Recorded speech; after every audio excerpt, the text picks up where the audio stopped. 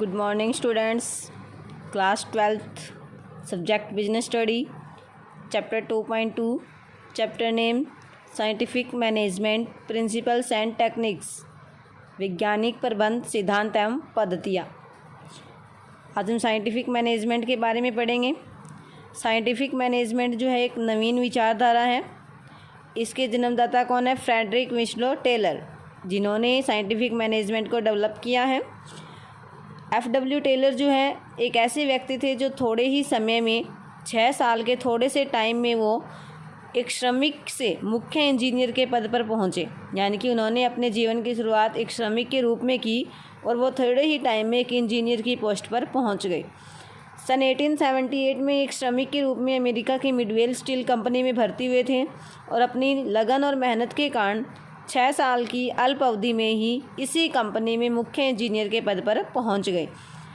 इस अवधि में ये जो 6 साल इन्होंने श्रमिक के रूप में काम किया, इस अवधि में टेलर ने अनेक प्रयोग किए और यह पाया कि श्रमिक को जितना काम करना चाहिए वह उससे बहुत कम काम करता है। इस समस्या को दूर करने के लिए उन्होंने अनेक सजेशन दिए और अंततः प्रबंध को वैज्ञानिक रूप जो है प्रदान किया। सन 1901 तक बीथलेहम स्टील वर्क्स में काम करने के उपरांत उन्होंने प्रबंध परामर्शदाता के रूप में अपनी सेवाएं देनी प्रारंभ की। यानी कि बाद में उन्होंने क्या किया? प्रबंध परामर्शदाता के रूप में भी अपनी सेवाएं प्रदान की। सन 1903 में उनका एक शोध पत्र जो है कारखाना प्रबंध के नाम से प्रकाशित हुआ, जिसमें क्या है वैज्ञानिक प्रबंध के सिद्धांत नामक पुस्तक भी उसके बाद इनकी प्रकाशित हुई, जिन्होंने प्रबंध जगत में तहलका मचा दिया।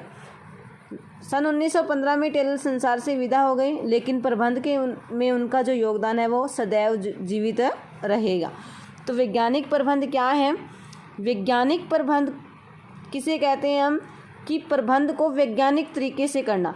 यानी कि जो हमारी रूढ़िवादी विचारधाराएं हैं उनको छोड़कर आधुनिक वैज्ञानिक विचारधाराओं का प्रयोग करना ही क्या कहलाता है? वैज्ञानिक प्रबंध, साइंटिफिक मैनेजमेंट कहलाता है।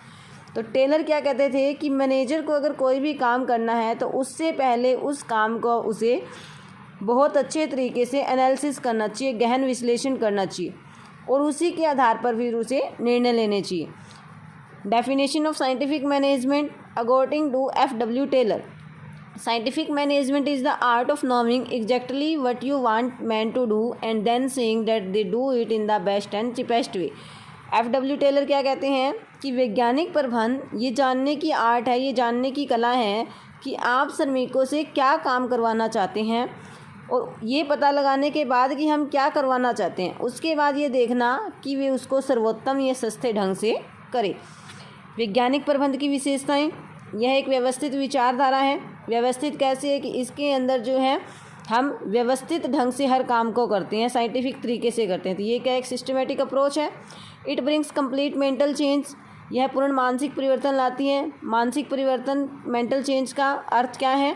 कि जो लेबर है और जो ओनर है, श्रमिक है और जो स्वामी है, उन दोनों में क्या है अपना अपना पर्सनल हित उन्हें नहीं देखना चाहिए, बल्कि क्या करना चाहिए? एक टीम के रूप में काम करना चाहिए, ताकि जो कंपनी के या ऑर्गेनाइजेशन के प्रॉफिट है वो ज़्यादा से ज़्यादा हो। तो हर काम अगर साइंटिफिक तरीके से होगा तो दोनों पक्षों को ही लाभ होएगा। ठीक है, तो इससे क्या है उनका मेंटल चेंज जो है, उनकी मानसिक परिवर्तन जो है साइंटिफिक मैनेजमेंट के द्वारा हम ला सकते हैं। यह परंपरागत प्रबंध की विरोधी है। साइंटिफिक मैनेजमेंट में क्या कहते हैं कि काम को करने की वैज्ञानिक पद्धतियाँ अपनाएं। परंपरागत जितनी भी पुरानी पद्धतियाँ हैं उनको छोड़ना है। तो ये परंपरागत पद्धतियों की क्या है? विरोधी है। इसके अंतर्गत नियमों का कठोरता से पालन करना होता है। जितने भी नियम बनाए गए हैं उनका इसमें सख्ती से पालन किया जाता है। इसका लक्ष्य श्रमिक की कार्यकुशलता को बढ़ाना होता है। साइंटिफिक मैनेजमेंट में हम क्या देखते हैं कि श्रमिक जो है ज़्यादा से ज़्यादा कार्यकुशल हो, ज़्यादा से ज़्यादा काम करे। इसके लिए हम क्या करते हैं? टाइम स्टडी, मोशन स्टडी और फैटिग स्टडी का सहारा लेकर के उनकी एफिशिएंसी को इंक्रीज़ करते हैं।